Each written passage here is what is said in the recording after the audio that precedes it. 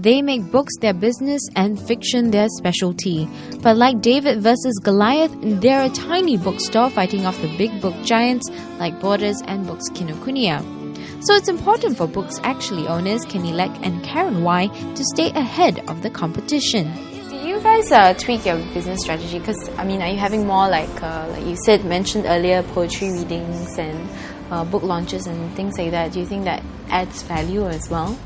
Yeah, I suppose so, because you can't actually, like for example, if you want to have exhibitions, usually people think of galleries and all that, but I think having an exhibition in a bookstore gives a very different feel, and you would probably attract not only people who are interested in art, but just regular people who would actually pop by into bookshops to take a look, and then they'll be like, hey, there's an art exhibition going on. So yeah, I think that's a good thing. Okay. Where do you get all your creative juices from? Like, where do you get all your ideas on how you can pull in customers and get your products more known out there? I suppose we just started by discovering what we like. So it's like we just piled everything that we like in this store, and then somehow it would just attract similar people to the shop. So yeah. Okay, like-minded people. Yeah, like-minded people. Okay. Taking a quick tour of their shop, you can also see they're no ordinary bookstore. This range of postcards is actually done by our friend. She does photography. Your friend took the photos. Took the photos and she got done postcards. And they're generally more nostalgia images, playgrounds, photo base.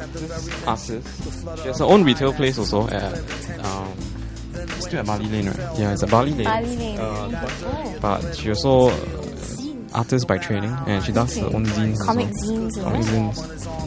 Sketches that they actually consign over here also. Artist sketches. Local artists again, or Mike Fu, he helps to run Matt at Red Dot. Yeah, so these are his sketches. It sells very well also. Yeah, sorry. I see one sold. That was sold waiting already. for him to replace. So the shopping experience is what you guys sets you apart from the bigger chains as well. It's different. Given a small space here, we're able to interact with customers very, very well. So it also means that we need to have full knowledge of what's going on in the store. We need to know which author has a new book, which author has passed away, sort of thing. We gotta be on toes, we gotta read a lot, we really gotta read a lot every day. But more challenges are coming their way, what with the new bookstore opening up just down at Club Street. There's a whole new kind of worms. Honestly, we specialize more in our knowledge based more on fiction literature. If you ask us something related to literature, we can technically answer it quite well. But in terms of non-fiction, it's really a whole new kind of worms. You are looking at history books, philosophy books, even art and design. Natural sciences. Natural sciences. So. But I suppose your experience at Borders also helps a bit, right? Yeah. And even though Kenny and Karen have experienced some success, they're not ones to rest on their laurels. They're in the shop 6 days a week, usually working 12 hours a day, and they haven't had a holiday in 4 years. Talk about dedication. Was there any point in time where you're like, I need a break, or I'm so tired? All the time, we need a break. But so how do you still keep it going and keep yourself motivated? When you see the results, it does make you keep on going. It's the results that makes you keep on going. But if you're very busy, it's always a good sign. It's a good sign. Busy is always a good sign. So we shouldn't complain in that sense. Just feel headaches here and there. So their advice to businesses trying to ride out the recession? Sounds psychotic again. If you wake up and tell yourself that failure is not an option every day, it sounds very stressful, but it helps a lot. Good or bad, you might as well finish it up.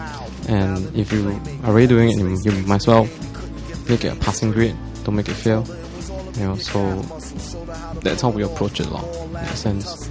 Failure is not an option. It's like a Rambo film or something. Yes. Survival of the fittest. Yeah, because you cannot always think of setting up a bookstore or setting up a business and then think that, okay, let's see if it fails, then I'll go back and work for someone else. So it shouldn't be that way, because if it's that way, then there won't be many businesses out there who will survive, who will ride out the storms and all that. So yeah, I don't think we should actually fall back on anything. We should just like keep going.